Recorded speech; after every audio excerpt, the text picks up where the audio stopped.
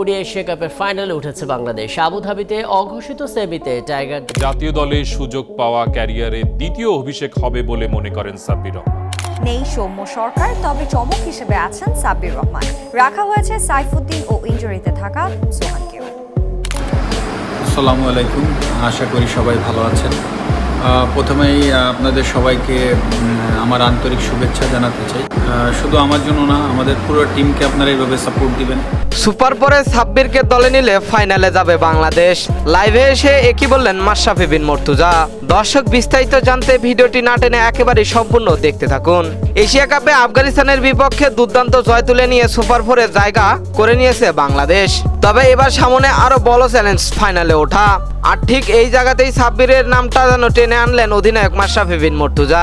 সামাজিক যোগাযোগ মাধ্যমে একটি লাইভ সেশনে এসে মাশরাফি বললেন, বাংলাদেশ ব্যাটিং অর্ডারে এখনো একজন ভয়ঙ্কর খেলোয়াড়ের অভাব। সাব্বির রহমান সেই খেলোয়াড়।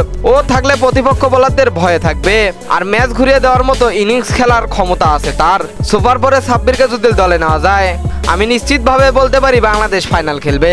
মাশরাফির মধ্যে টপ অর্ডারের অনিয়মিত পারফরমেন্স কাটিয়ে ওঠার জন্য সাব্বিরকে হয়তোবা পাবে এক্স ফ্যাক্টর হিসাবে।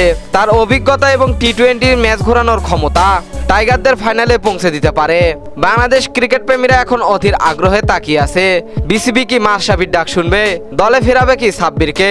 তো দর্শক, আপনাদের কি মনে হয়, সত্যি কি সাব্বিরকে দলে নিলে এশিয়া কাপের ফাইনালে খেলবে বাংলাদেশ, নাকি মাশরাফি সেটা আবেগে বলছে? জানিয়ে দিন এই বিষয়ে আপনাদের গুরুত্বপূর্ণ মতামত আমাদের ভিডিওর কমেন্ট বক্সে।